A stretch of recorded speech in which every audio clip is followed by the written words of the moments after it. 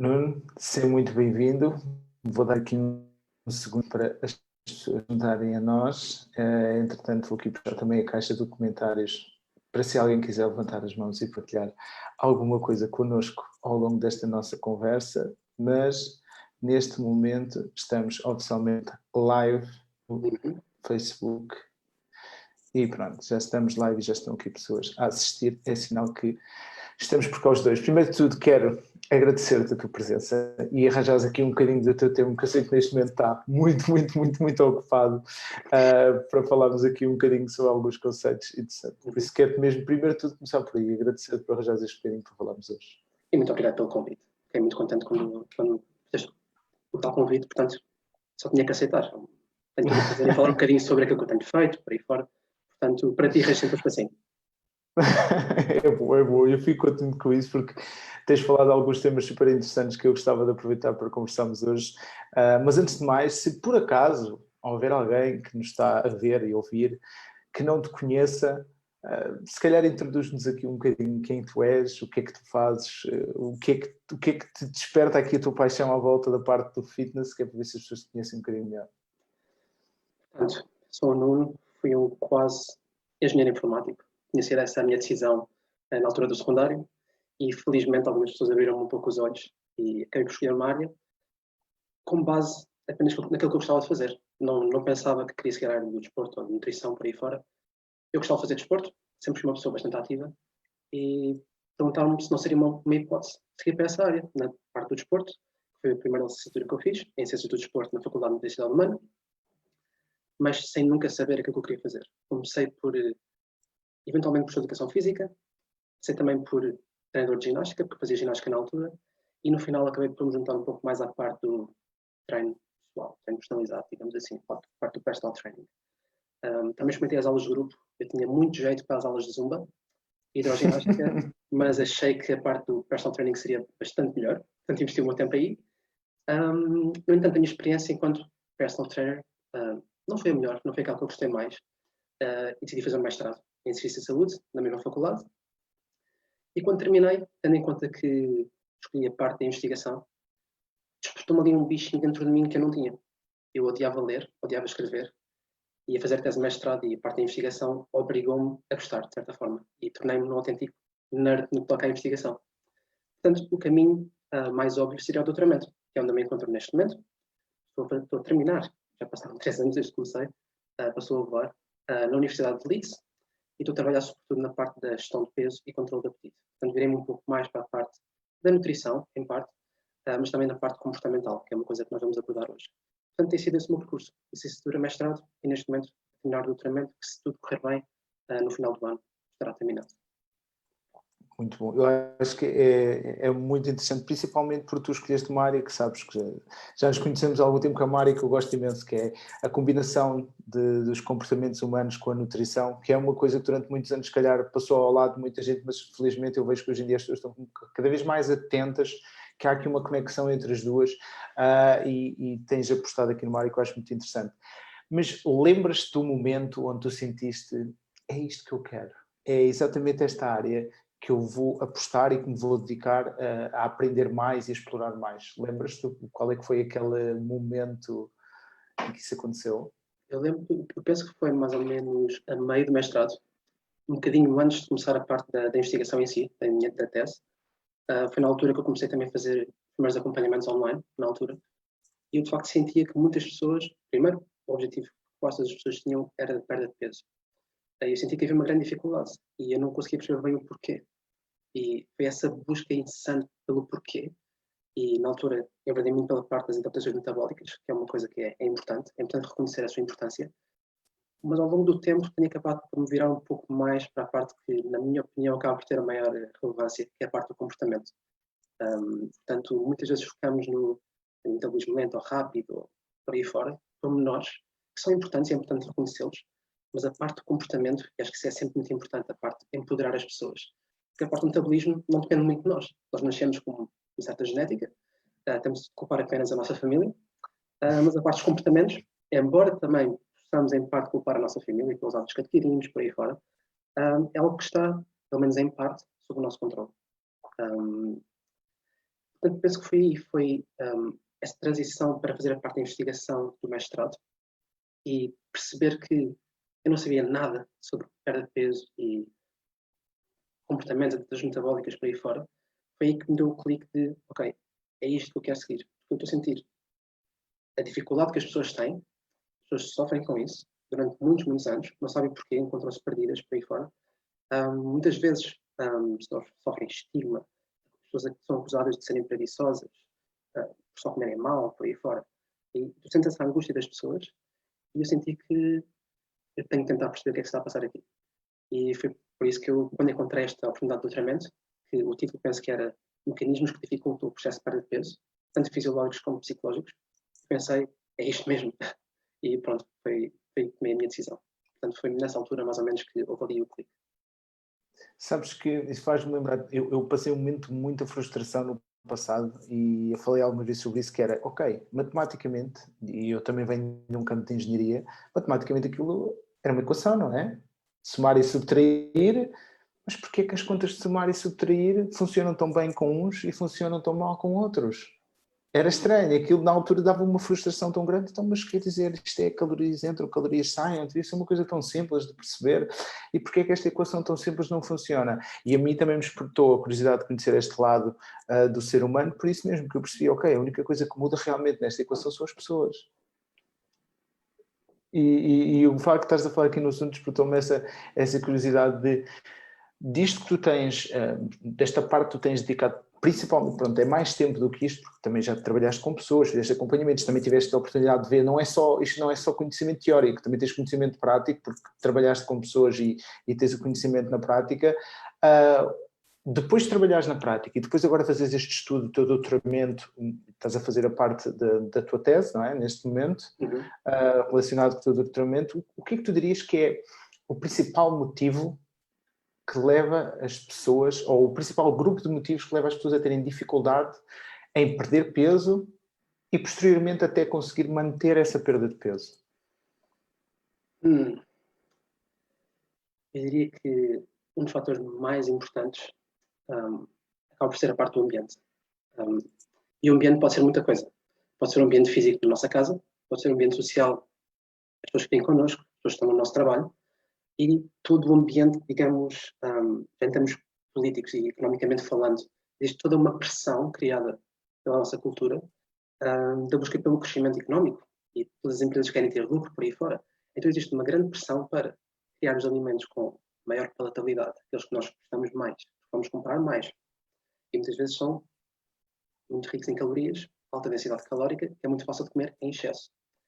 Por outro lado, temos cada vez mais conforto no que toca a deslocações, carros cada vez melhores, nós queremos sempre carros ou mesmo transportes públicos, tudo acaba por reduzir um pouco o nosso nível de atividade física.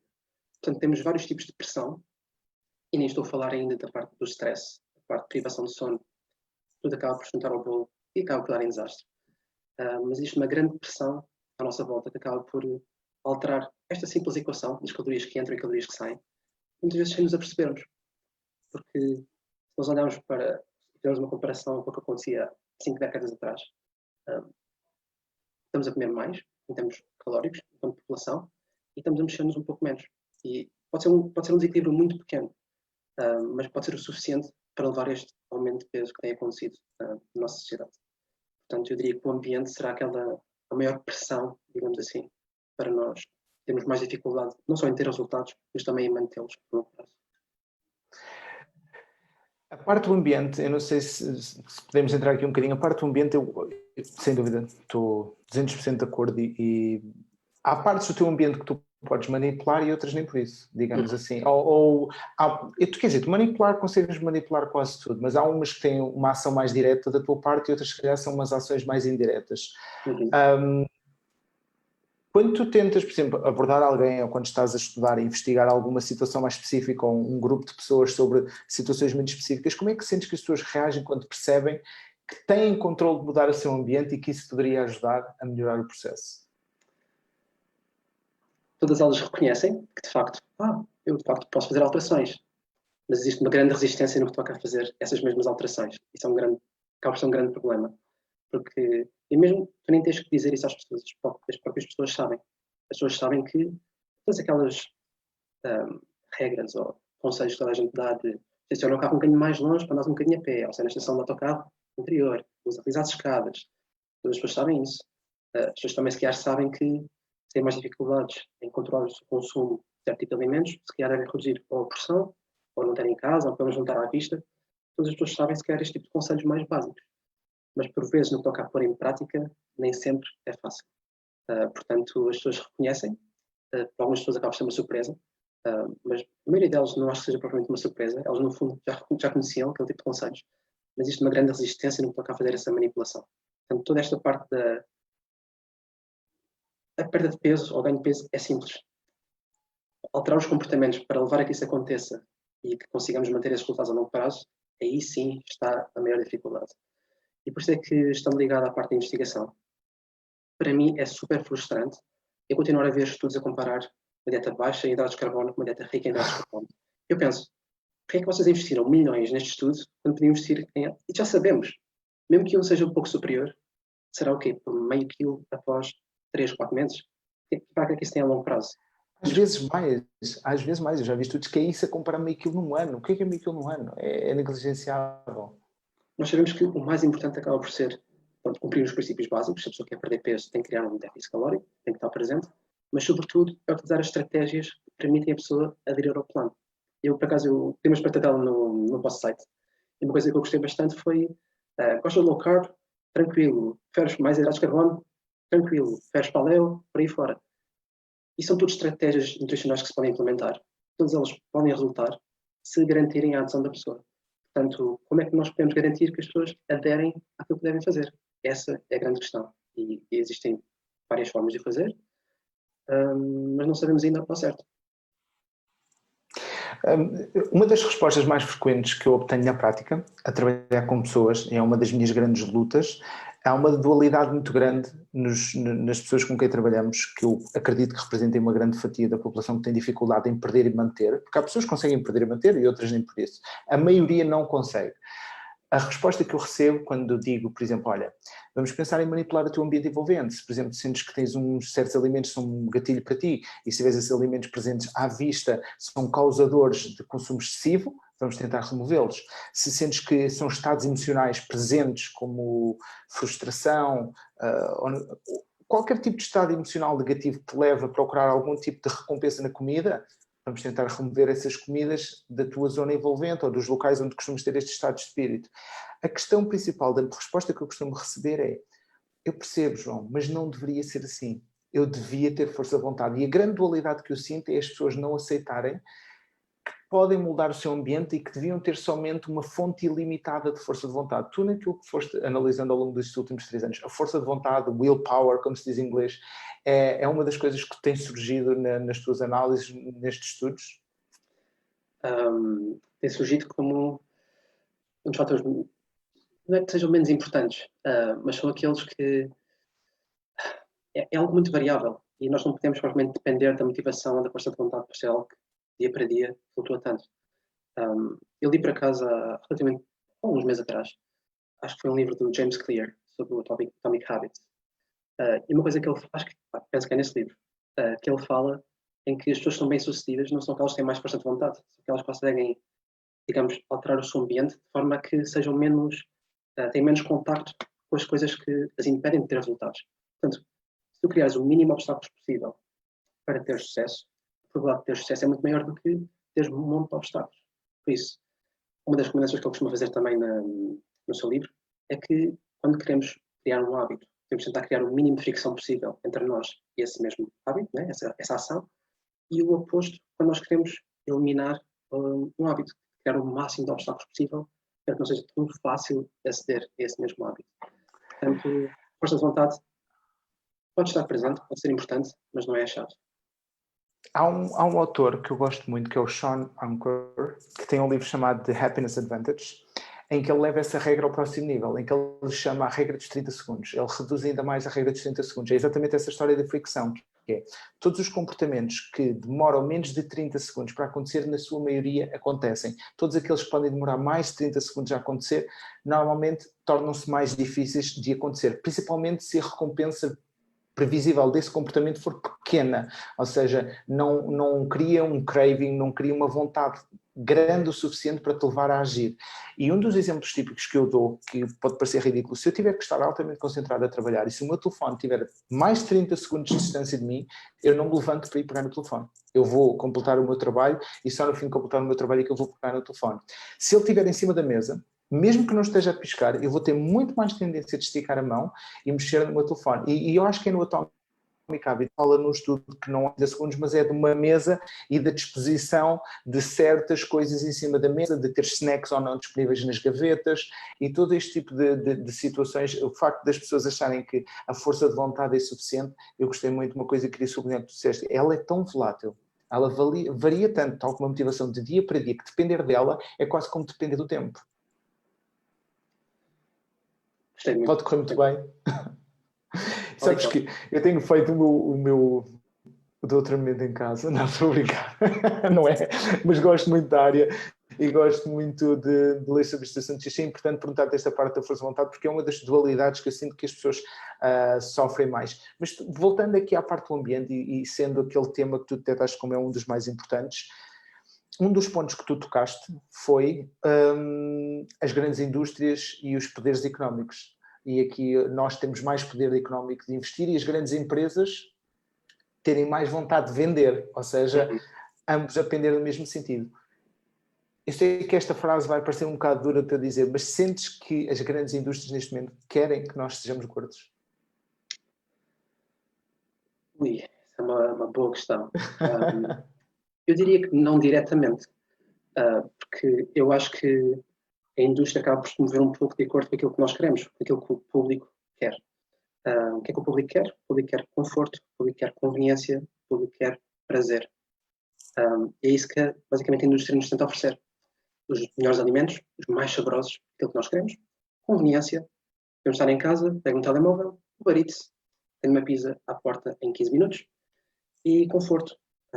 Desloco para qualquer sítio de carro, não tenho.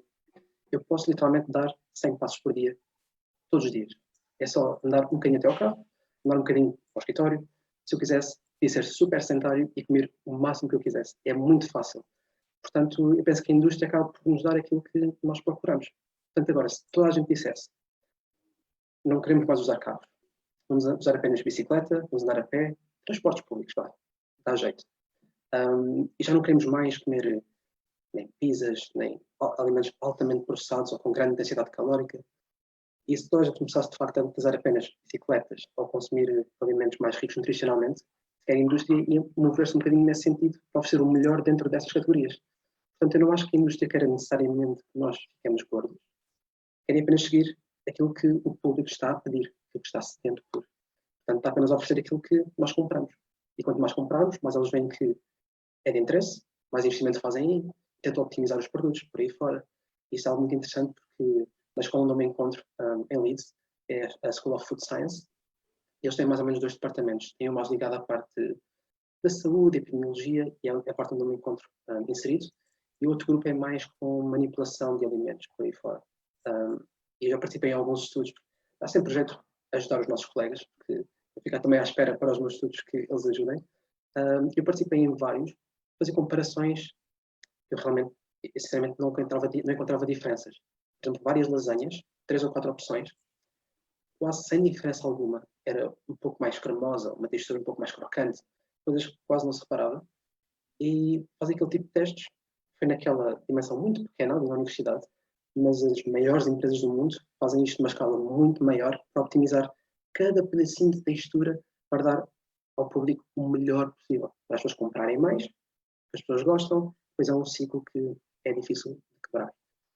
Por exemplo, um exemplo só para terminar esta parte, pelo menos da minha parte, e havido um bocado um deslocamento, pelo menos da nossa sociedade, digamos assim, para procurar mais alimentos proteicos. O que é que aconteceu? A indústria começa a empurrar a parte da proteína para todo tipo de produtos. Temos iogurtes, leites mais proteicos, tem tudo tem no rótulo rico em proteína. Porque nós nos movemos nesse sentido. Portanto, eu penso que a indústria apenas responde por aquilo que o público procura, no fundo. Admitindo que o público procura algo e a indústria responde com a oferta, não é? Daquilo que está a ser procurado, e tendo nós uma taxa estimada de 60% de pessoas, em média, 60% das pessoas com excesso de peso, e admitindo que existem outras tantas que não têm excesso de peso, mas estão insatisfeitas com a sua imagem corporal, isto leva-me a fazer a pergunta que é: será que somos assim tão conscientes e deliberados nas nossas decisões que fazemos no dia-a-dia? Nós gostamos de pensar que sim, mas se calhar a grande maioria das nossas decisões não são assim, não dependem tanto do nosso controle, ou não são assim tão conscientes como nós pensamos. Portanto, era bom que assim fosse, mas se realmente é assim, tenho algumas dúvidas. Dentro dos estudos que já estiveste envolvido, houve assim algum que te chamasse a especial atenção a nível de resultados, a nível da parte mais comportamental e da gestão e da perda de peso? Sim, e vou falar até do estudo que nós fizemos, algo bastante interessante. Basicamente, o nosso estudo teve apenas como objetivo comparar dois tipos de estratégias nutricionais, uma restrição mais contínua e uma restrição intermitente. Nós queremos comparar se, ao final de X tempo, havia uma maior perda de peso, maior perda de massa gorda, menos de massa magra, por aí fora. Mas eu fiz uma subanálise, combinando os dois grupos, porque, spoiler alert, não houve diferenças. Portanto, acaba sempre por depender mais da adesão, por aí fora. Mas eu fiz uma análise secundária desses mesmos dados. E aquilo que eu tentei perceber foi quais é que eram os fatores preditores para algumas pessoas perderem peso de forma mais rápida do que outras. E o fator que teve mais impacto foram alterações no que toca à atividade física espontânea. Nós pedimos às pessoas para não fazerem mais exercícios do que já faziam. Eram pessoas relativamente sedentárias e nós pedimos, pelo menos de forma consciente, não alterem a vossa atividade física. Queremos só apenas ver se a parte da alimentação, como é que varia em termos de composição corporal e metabolismo. E nós vimos de facto que as pessoas que, agora é um bocado complicado especificar se é consciente ou inconscientemente, mas aquelas pessoas que se mexeram mais, foram aquelas que perderam peso muito mais rapidamente. Aquelas que se tornaram mais sedentárias foram aquelas que perderam peso mais lentamente. E a variabilidade, para terem apenas uma ideia, é que o tempo para atingir, penso que foi cerca de 5% ou 5, 6% de perda de peso, variou entre 35 dias, a pessoa que treinou mais rápido, a 99 dias. Praticamente 3 vezes mais. Sim. E o fator que melhor explicava isto era a parte da atividade física, que é algo que nós pensamos que está sob o nosso controle, mas nem sempre. E por vezes acaba por ser um juntar de várias coisas. A pessoa entra numa intervenção de perda de peso, a pessoa está mais motivada. Está mais motivada, se calhar vai alterar o tipo de comportamentos, se calhar torna-se mais ativo. Outras pessoas que se calhar não respondem tanto assim, estão a comer menos, sentem menos energia, acabam por se mexer um pouco menos. Portanto, isto, alteração comportamental, é sempre algo muito complexo. Alterar um comportamento por si só é difícil. Mas, basicamente, os comportamentos estão ligados uns aos outros. É como aquele exemplo de as pessoas fazem exercício, algumas, numa intervenção, por exemplo, de exercício de atividade física, há pessoas que ganham peso, há pessoas que mantêm, há pessoas que perdem. Porquê? Algumas pessoas que, quando fazem exercício, pensam: eu mereço porque fiz exercício. Mas, aquelas pessoas que pensam: eu fiz exercício, não posso estragar o que fiz. E comem mais saudável durante o resto do dia. E têm uma perda de peso mais pronunciada. Portanto, de forma consciente ou inconsciente, a parte dos comportamentos é a chave, sem dúvida, e neste caso provou exatamente isso, que esta grande variabilidade dependeu sobretudo da atividade física, que felizmente é uma parte comportamental. Tentei também ver se a parte metabólica tinha algum impacto, uma adaptação termogénica, que é algo que nós não podemos controlar, coisas. Não teve qualquer tipo de relação, zero. As pessoas tiveram uma maior adaptação, supostamente seria mais difícil de perder peso, não tiveram maior dificuldade. Foi literalmente a parte comportamental. E é algo que escrevi na minha tese há pouco tempo, por isso lembro-me. Uma das frases que eu deixei lá é que esta informação é importantíssima porque nos permite empoderar as pessoas. Dizer que, ok, tu podes ter um metabolismo menos favorável. Dentro de uma distribuição normal, podes estar num extremo que é o pior que podia ter acontecido. E embora a atividade física seja também, pelo menos parcialmente, determinada pela nossa genética, esta genética não é assim tão forte para nos impedir de fazer algo de forma consciente.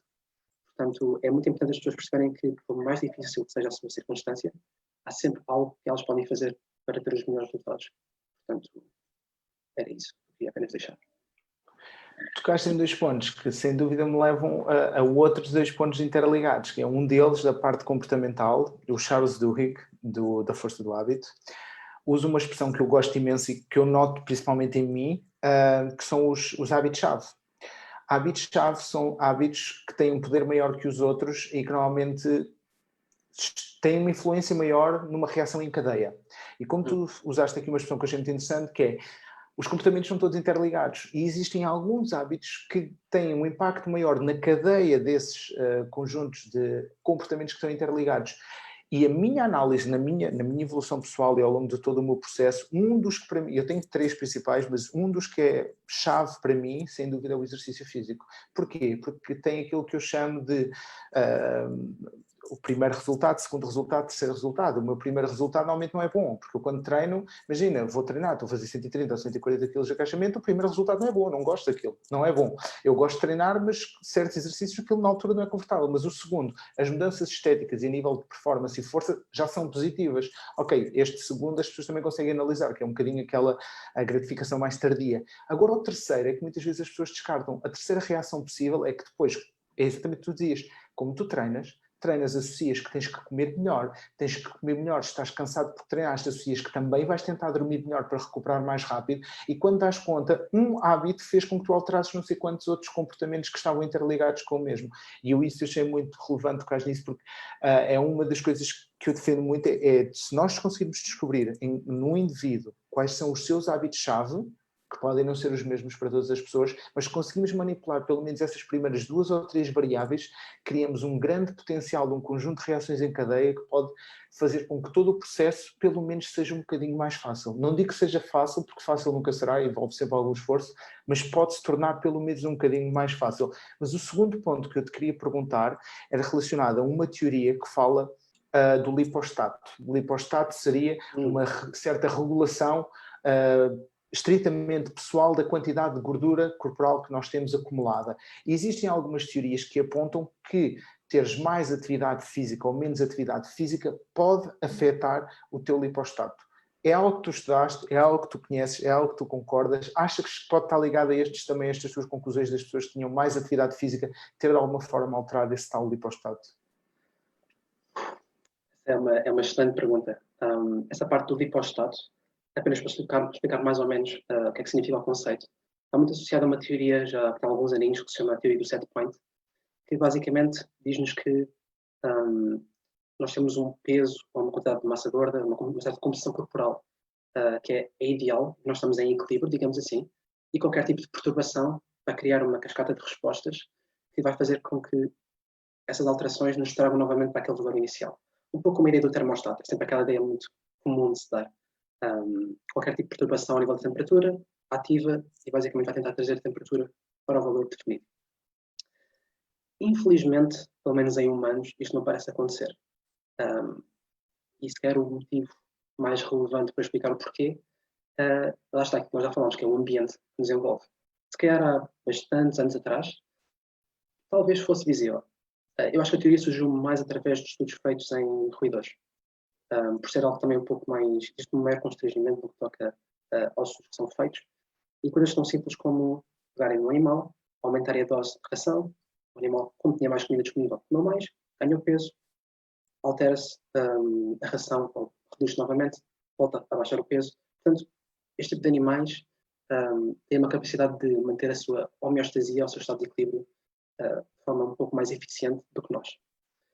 Nós temos alguns mecanismos de regulação no nosso corpo e, infelizmente, esse é um grande problema, é que estes mecanismos parecem ser muito mais fortes quando nós queremos perder peso do que quando nós estamos a ganhar. Existe alguma resistência quando nós estamos a ganhar peso. Exemplo muito simples. O João tem muitas saudades minhas e decide convidar-me para almoçar. E vamos a um rodízio, a um buffet. Ele desafia-me a comer o máximo possível. Eu, como não resisto a um desafio, digo que sim. E como bastante. O que é que vai acontecer? Eu vou chegar ao jantar com muito menos apetite, provavelmente no dia a seguir também.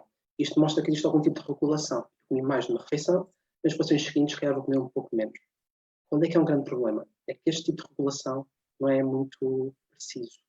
Portanto, eu se calhar consegui compensar um pouco, estamos lá, temos inconscientes. Porque de forma consciente consigo pensar que comi um certo valor calórico, no dia a seguir ou nos dias seguintes reduzo. Estou a falar em termos compensatórios mais inconscientes e involuntários. Eu consigo, se calhar, reduzir um pouco nos dias seguintes, mas nunca vai ser uma compensação completa. Mas quando nós queremos perder peso, estas forças que resistem e que dificultam são muito mais fortes. As pessoas, se calhar, isto aqui não é uma resposta que acontece a toda a gente, é importante realçar, mas algo comum é as pessoas sentirem fome quando estão numa fase de perda de peso. Há uma grande variabilidade e eu não acho que as pessoas à partida devam sentir que vão ter fome, porque eu acho que a parte do placebo também é muito importante. As pessoas vão começar uma fase e pensam, eu vou ter fome, eu não quero fazer isto, e acabam por sentir, também por estar um pouco mais, ou pensam muito nesse assunto, por aí fora, estão mais atentas à alimentação, mas quero frisar que nem sempre acontece. Aliás, o nosso estudo de perda de peso mostrou que houve uma redução no apetite, não um aumento. Portanto, esta mensagem é importante ficar aqui. Mas parece haver uma grande redução, por exemplo, também na parte do nosso dispêndio energético, a vários níveis. Alguns nós não podemos controlar. Um corpo mais leve gasta menos energia, não há volta a dar. Portanto, uma pessoa que perca 20 quilos não pode estar à espera de sequer manter o mesmo gasto energético do que anteriormente. Mas, infelizmente, existem outros mecanismos que dificultam também. Nós ficamos um pouco mais eficientes quando fazemos exercício. Se gastávamos um certo valor energético, vamos gastar um pouco menos. E também existe alguma adaptação que acontece em todos os componentes do nosso gasto calórico, que se chama adaptação termogénica, que basicamente significa que gastamos menos energia do que aquela que seria expectável pela perda de peso em si. Isto são coisas que nós não podemos controlar, existe uma grande variabilidade, enorme mesmo. Acaba por ser assustador. E não acontece em toda a gente. Ao nível da atividade física, que é aquela parte que nós podemos, de facto, alterar, também existe uma grande variabilidade. E se calhar, se olharmos para a maioria dos estudos, eles vão dizer que não existem diferenças.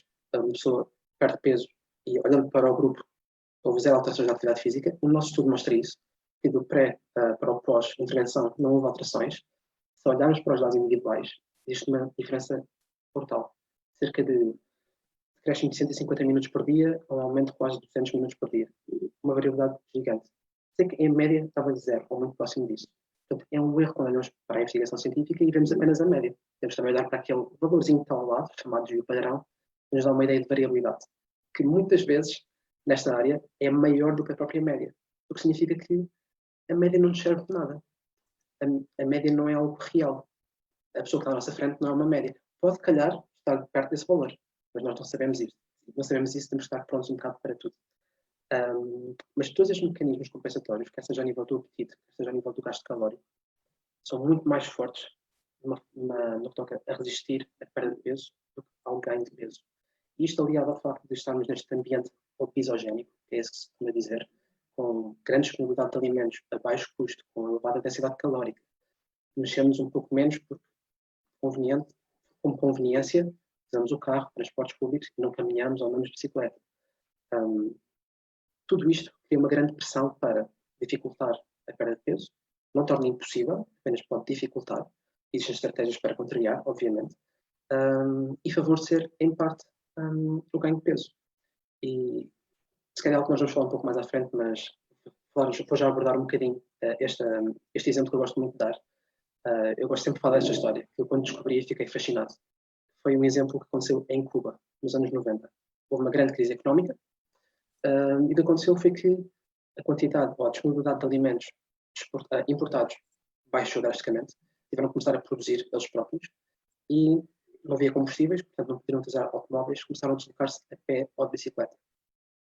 Houve uma redução no consumo calórico quase para metade, penso que perto de 3.000 calorias por dia para 1.800, e a população tornou-se cerca de a população ativa duplicou, passou de cerca de 30% para perto de 70%. O que é que aconteceu? Após uma década, os níveis de obesidade baixaram de 14% para 7%. Okay. O que aconteceu não foi uma alteração da nossa genética, uma alteração do nosso metabolismo. Houve uma grande pressão do ambiente que nos envolve, neste caso, do pessoal que estava em Cuba, coitadinhos. Houve uma grande pressão que eles mexessem menos e que se mexessem mais. Portanto, apenas para demonstrar que, sim, a parte metabólica é super interessante, eu adoro estudar essa parte, mas, mais uma vez, tanto a parte comportamental, que é muito influenciada, aliás, é mais influenciada pelo nosso ambiente do que pela nossa própria biologia ou o nosso metabolismo. Pode influenciar o nosso comportamento, sem dúvida, mas a pressão criada pelo nosso ambiente, físico, social, etc., é muito, muito maior. Para mim é sempre um viés de confirmação, não é? Que é ótimo eu ver alguma daqueles conhecimentos que eu estudei, mas não da mesma forma que tu estás a estudar e que eu observei de forma prática com pessoas ao longo destes últimos anos. Para mim sabe sempre bem ver algumas dessas coisas confirmadas daquilo que tu estás a dizer, sem saberes que se calhar algumas delas eu também falo às vezes quando falamos sobre alguns assuntos. Acho que uma daquelas que tu falaste, que eu falo muito desse exemplo por experiência prática das pessoas à minha volta e por eu ser o pior exemplo do ponto de vista da autorregulação. Eu conto a minha história no passado de autorregulação. Eu não tinha autorregulação e, por exemplo, temos o Mário, que é um exemplo fantástico que eu dou, porque temos uma autorrelação completamente diferente. Hoje em dia não é tão diferente porque temos muita consciência daquilo que fazemos, mas há uns anos atrás, eu se fosse o buffet que tu disseste há um bocadinho, provavelmente o Mário não comia mais nesse dia. Porquê? Porque ele naturalmente autorregula-se a não ter apetite nenhum, literalmente nenhum. Ele era capaz de comer um almoço gigante nesse buffet e não lanchar, não jantar, não nada. Há uns anos atrás, eu comia esse buffet, aproveitava isso como desculpa para quando tivesse algum apetite à meia da tarde comer mais qualquer coisa e depois jantaria normalmente. Ou seja, tínhamos autorregulações completamente diferentes um do outro e que são características de cada um de nós, mas também explicaria a tal tendência, em parte, de eu dizer que tinha tendência para engordar e ele dizer que tinha tendência para emagrecer. Esta gíria que se usa do tenho tendência para engordar, tenho tendência para emagrecer, tem estas explicações comportamentais, mas também agora, querendo te perguntar essa parte, também acreditas que tenha alguma componente genética, alguma componente que possa estar relacionada com isso? Porque essa é uma parte que tu também estudas. Sem dúvida alguma. A genética acaba por influenciar tudo aquilo que nós já falámos. Influencia o nosso apetite, a parte mais hedónica, relacionada com o prazer, a alimentação, etc.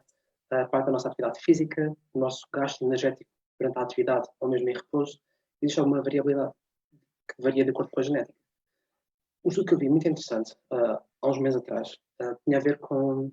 Existe um gene, que é o FTO gene, que é aquele que está muito associado à parte da obesidade, muito ligado à parte do apetite, etc. E basicamente o que eles compararam foram as pessoas que estavam mais predispostas ou menos predispostas, ou que tinham o gene mais ativo ou menos ativo, basicamente os dois extremos. E compararam que as diferenças ao nível do índice de massa corporal, neste caso, era relativamente pequeno, era cerca de, penso que 2, 3 pontos. É significativo, pelo menos em termos estatísticos, sim, é significativo. Mas estamos a comparar dois extremos. Aqueles que têm a pior genética com os que têm a melhor genética. Portanto, isto mostra que, ok, a genética tem impacto, mas não parece ser assim tão forte quanto isso. Pelo menos que nos impeça de fazer algo para melhorar aquilo que, de acordo com o nosso objetivo, digamos assim. Um conjunto de estudos tem sido há relativamente pouco tempo, há cerca de 5 anos, quando começou este tipo de investigação, tem a ver com tentar definir fenótipos, tentar organizar as pessoas de acordo com certas respostas ou características que elas têm. E criaram dois tipos de fenótipos, que é um é o poupador e outro é o gastador. Está muito ligado à parte do nosso gasto calórico. E fizeram alguns estudos super interessantes, eu adorei. Eu gostaria de replicar no futuro.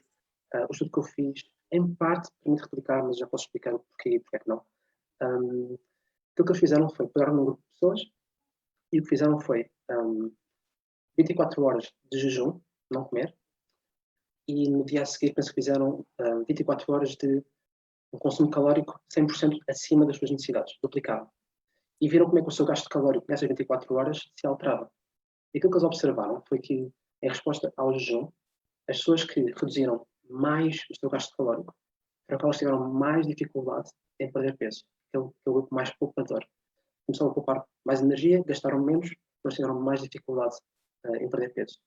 E o mesmo aconteceu com a parte do excedente energético. As pessoas que aumentaram menos o seu gasto, portanto, não gastaram mais, foram aquelas que também tiveram mais dificuldade. E aquilo que mostrei no meu estudo, foi que nós fizemos análise não só no pré e no pós, nós fizemos também após 2 semanas de intervenção. E aquilo que nós vimos foi que, após essas 2 semanas, logo aí, as pessoas que aumentaram mais a atividade física foram aquelas que perderam peso mais rápido, aquelas que baixaram mais foram aquelas que perderam peso mais lentamente.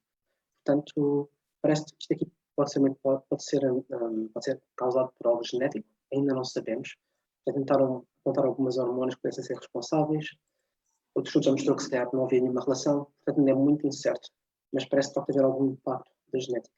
Mas lá está, é sempre importante realçar que as pessoas tiveram mais dificuldade em atingir X, não as impossibilitou de atingir X. É mais difícil, apenas pode ser necessário ter um pouco mais de atenção com essas pessoas e manipular estratégias de forma um pouco mais precisa para atingir esses mesmos resultados. Enquanto outras pessoas, se calhar, dás apenas uma sugestão ou apenas um conselho, se calhar automaticamente conseguem fazer as coisas, noutras é preciso um cuidado um pouco mais preciso. Mas todos conseguem ter resultados, uns um pouco mais rapidamente do que outros.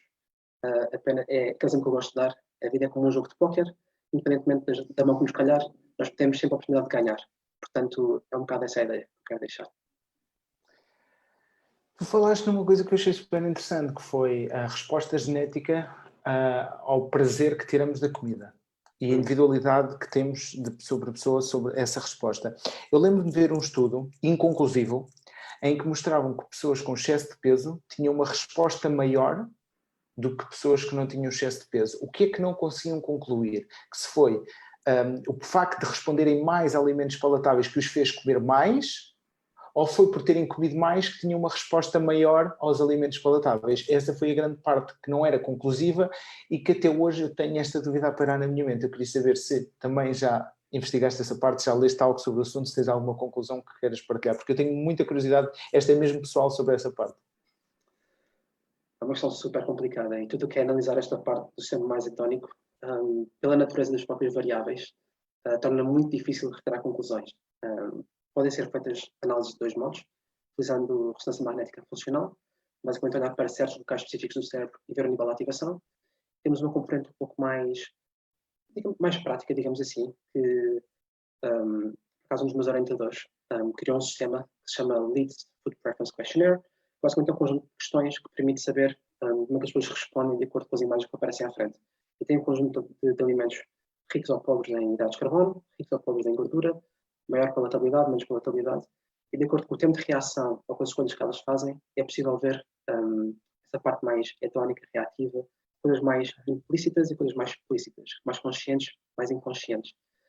E uma das minhas colegas, a Pauline, ela publicou uma revisão sistemática há cerca de 2 anos, penso eu, a olhar para este tema, e ela reparou, isto é muito interessante, e não vai responder exatamente aquilo que perguntaste, mas faz uma boa ponte, que é, nós pensamos que quando estamos numa fase de perda de peso, a nossa reatividade, digamos assim, para esses alimentos, aqueles com maior palatabilidade, por exemplo, aumenta. Mas aquilo que ela reparou é que havia um decréscimo. Nós ficámos todos surpreendidos. Olhando para toda a evidência, parece que decresce. E aquilo que ela basicamente tentou apontar na sua discussão era que, penso que em alguns desses estudos mostravam inicialmente havia um ligeiro aumento, que sequer todos nós sentimos isso, quando nós deixamos de fazer algo. Se nós comemos chocolates todos os dias, um exemplo muito simples, e deixamos de comer todos os dias, inicialmente temos aquele aumento de vontade, porque era algo que nós estávamos habituados a fazer. E tínhamos aquela exposição muito elevada, com uma grande frequência, reduzimos ou aniquilamos completamente a exposição a esse tipo de alimentos, e o nosso craving, o nosso desejo por aqueles alimentos sobe drasticamente. Mas a longo prazo, conforme se conseguimos manter essa ausência de estímulo, a nossa resposta acaba por ser menor. Portanto, não responder diretamente àquilo que tu perguntaste, qual é que é o ovo e a galinha, quem é que veio primeiro? É isso, exatamente. Não sabemos, mas esta evidência mostra que durante a perda de peso, inicialmente pode haver esse tal aumento, mas a longo prazo, se os comportamentos forem mantidos, é possível haver uma alteração benéfica e positiva. E essa questão que tu colocaste, também existe, por exemplo, na parte do apetite. E parece haver alguma desregulação do apetite em pessoas com excesso de peso e obesidade, mas não sabemos se foi por terem atingido esse nível de composição corporal que levou a uma desregulação hormonal ou se foi uma desregulação hormonal que levou a esse problema. Portanto, ainda não sabemos. Mas já vimos que quando essa pessoa perde peso, parece haver uma melhor regulação. E o mesmo acontece, penso que há pouco falaste da parte do impacto da atividade física, e aqui vai fazer uma boa ponto também, que é as pessoas que são mais sedentárias parecem ter uma pior regulação no seu apetite. Isto foi um estudo já publicado em 1956, penso eu, por Gene Meyer, que basicamente foi um estudo transversal, apenas de observação de um grupo de trabalhadores. Ele basicamente dividiu em vários grupos dependendo do seu nível de atividade física, desde os mais sedentários, aqueles que trabalhavam bastante em termos físicos, e observaram uma curva em J. em relação ao nível de atividade física e ao consumo calórico. É expectável que, conforme o nosso gasto calórico aumente, o nosso apetite também aumente para compensar, para mantermos em equilíbrio energético. Mas quando as pessoas passaram de ser ligeiramente ativas para sedentárias, não houve uma redução, houve um aumento. Portanto, existe a ideia de que a nível da atividade física pode também ter um impacto, não só a nível da compensação após o buffet, por exemplo. As pessoas mais ativas têm uma maior capacidade de compensar nas refeições seguintes, e as pessoas sedentárias parece que têm uma pior regulação. Portanto, é um dos motivos pela qual a atividade física deve sempre ser encorajada, não só pelo gasto calórico, mas também pelos benefícios hormonais que depois podem refletir nas nossas escolhas alimentares, no controle do nosso apetite, por aí fora. Mas também tem um impacto positivo na parte hedónica, mas não tenho bem a certeza porque não é bem minha área de expertise, mas penso também, a atividade física, no fundo, é para tudo. Sim.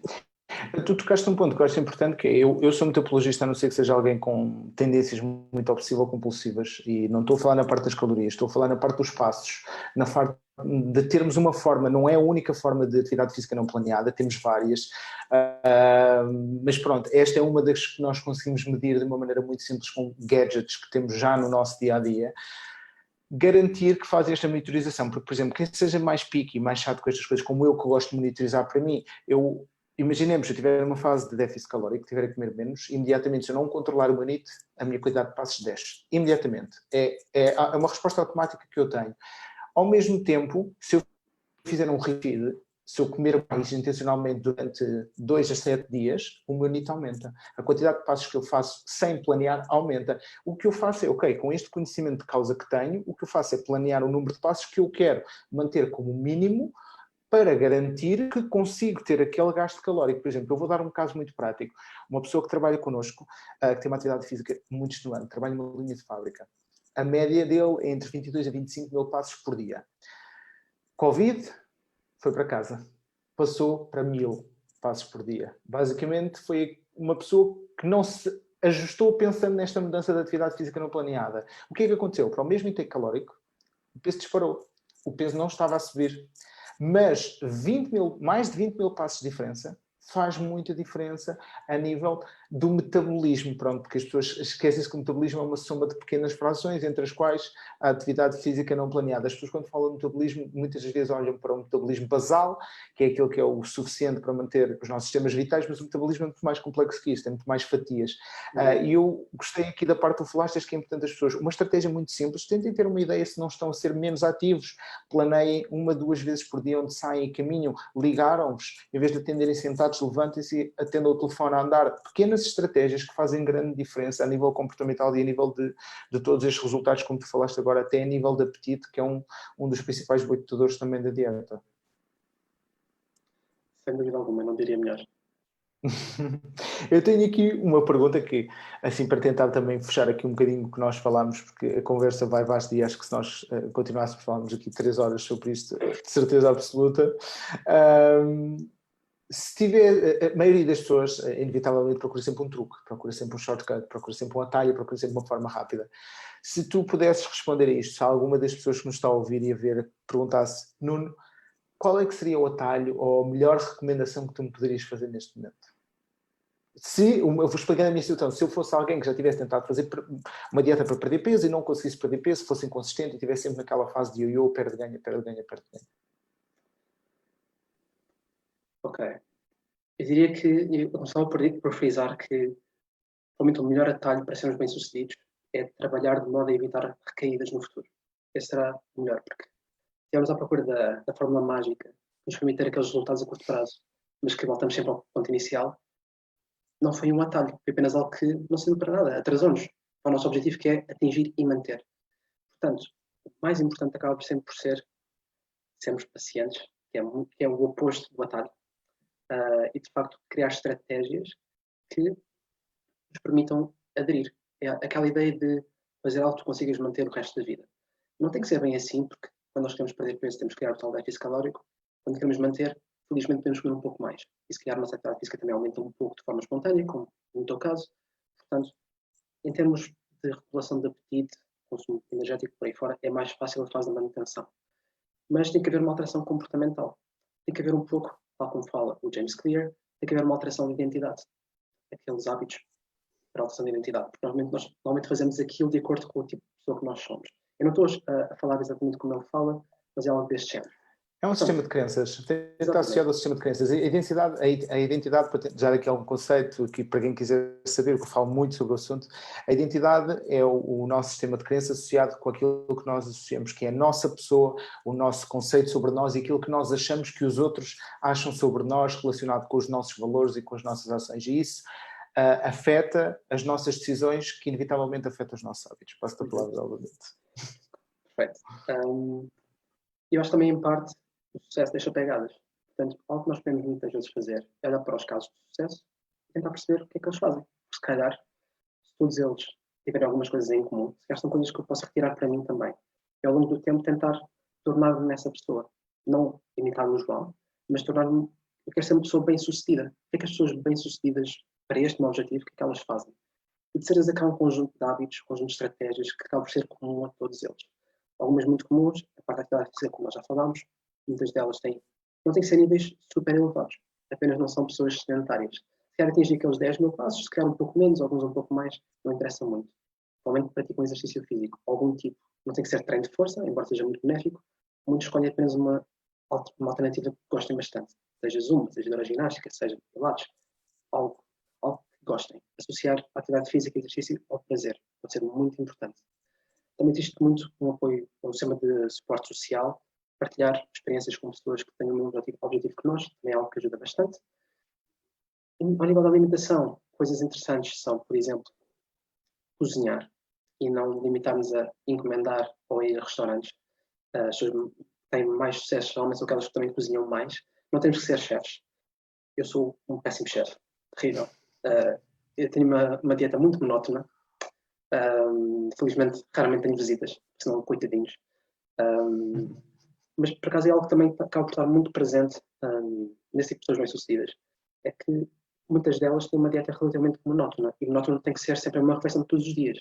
Mas o tipo de apresentação que está no prato, digamos assim, tem uma porção de proteína, qualquer que seja, uma certa porção de hidrato de carbono, uma certa porção de qualquer coisa, e tem, basicamente, são consistentes no seu padrão alimentar. Basicamente era essa ideia que eu queria passar. Geralmente tem o mesmo número de refeições por dia, se calhar à mesma hora, varia um pouco mais aqui e ali. Parece que um padrão mais consistente e mais regular parece ter melhores efeitos, pelo menos as pessoas têm melhores resultados, porque elas têm um padrão um pouco mais variado, digamos assim. Menos. E essa era a última que eu queria falar, que era a parte do planeamento. O facto de planear ou não. E algo que, se quer falarmos da parte da força de vontade inicialmente, eu questiono um pouco as pessoas se, depois de um dia de trabalho, super cansadas, tomaram milhares de decisões durante o dia inteiro. Algumas conscientes, se calhar a maioria delas inconscientes. Será que vão ser capazes de, chegando às 9, 10, 11 da noite a casa, tomar a melhor decisão para fazer a sua refeição final? Talvez sim. Talvez não.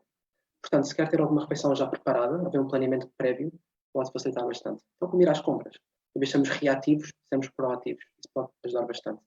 Portanto, estas recomendações de fazer um lista de compras, não ir às compras com fome. Nós já conhecemos como é que são os supermercados que nós vamos regularmente, portanto, sabemos que zonas que há evitar ou aquelas zonas que nós realmente temos que ir. Portanto, há todo um conjunto de estratégias que, no fundo, tem que haver uma alteração comportamental e, a longo prazo, se calhar, uma alteração de identidade. Tornarmos, sim, nesta pessoa bem-sucedida para, de facto, esses comportamentos serem duradouros. É isso que nós queremos, é atingir o resultado e manter com o mínimo esforço possível. Nós não queremos estar, ao final de 10, 15, 20 anos, como é fitness pal, a contar as calorias que consumimos, ou pesar todos os alimentos, ou monitorizar tudo. Alguns sim, principalmente para certos objetivos específicos, mas a longo prazo, se calhar, não é isso que nós queremos. Portanto, se queremos fazer as coisas de forma mais inconsciente, isso é a definição de hábitos, em parte. Portanto, nós queremos desenvolver hábitos de sucesso. Isso requer, se calhar, para serem consistentes, uma alteração da tal identidade. Eu acho que vou-te deixar um convite para o futuro, porque tu tocaste num ponto que acho que é muito interessante, mas dá pano para mangas, que era falar um bocadinho da alimentação intuitiva, que foi o que tu falaste agora. E de certeza, de tudo o que tu falaste hoje, é um tema que tu já pensaste e falaste certamente várias vezes, e deixo-te aqui o tema no ar para voltares no futuro e falarmos sobre isso, porque acho que o que tu definiste agora é Se intuitivamente eu não me autorregulo, eu tenho que construir hoje o conjunto de ações, hábitos e comportamentos que me permitam treinar essa intuição para estar alinhada com a pessoa que eu quero ser. E eu acredito plenamente nisto, e grande foco do meu trabalho, sempre que trabalhamos com alguém, eu acredito que se este pilar não for cumprido, o que nós estamos a fazer é uma tática e não uma estratégia. E eu acho que nós precisamos das duas coisas. Precisamos de uma estratégia e precisamos de um conjunto de táticas alinhadas com essa estratégia que nos permitam navegar do ponto A ao ponto B e ficar nesse ponto B a longo prazo.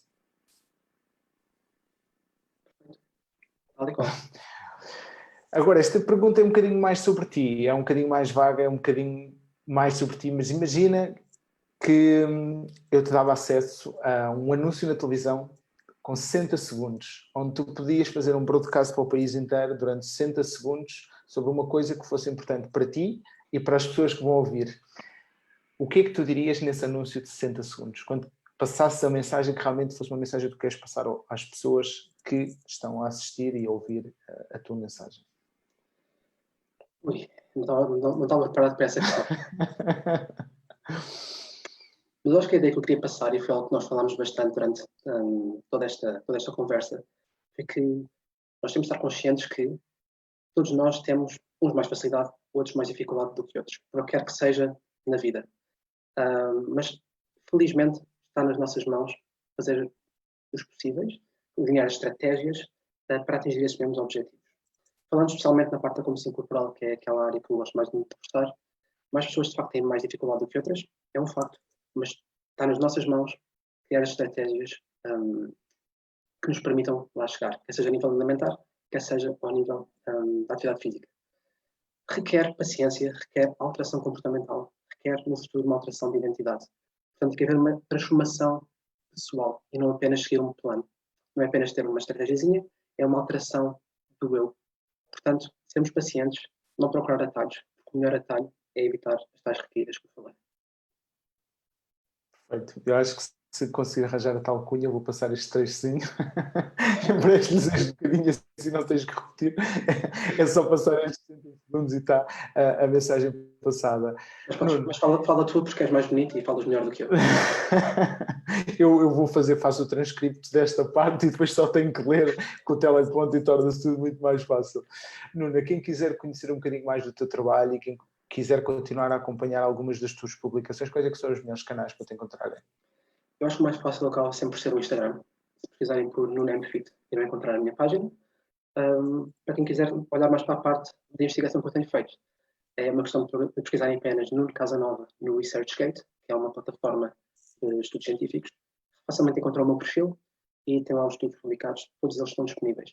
Portanto, NunoMFit no Instagram e Nuno Casanova no ResearchGate.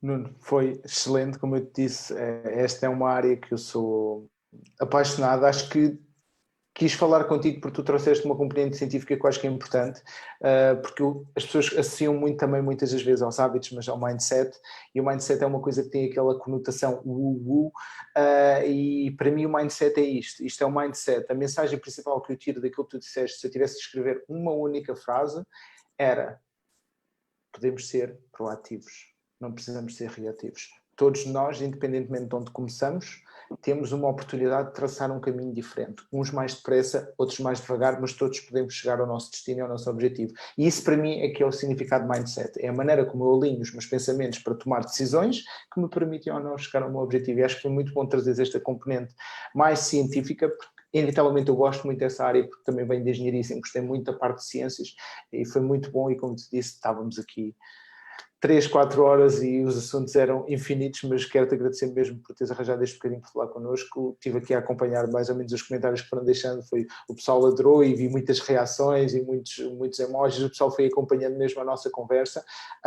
Vai ser depois feito o upload para o Spotify, depois partilho também os links com toda a gente para poderem ouvir no Spotify. Quem não ouviu live, Nuno, mais uma vez obrigado e espero ter-te cá de novo no futuro próximo. Muito obrigado pelo convite e obviamente que estarei disponível para cá estar outra vez.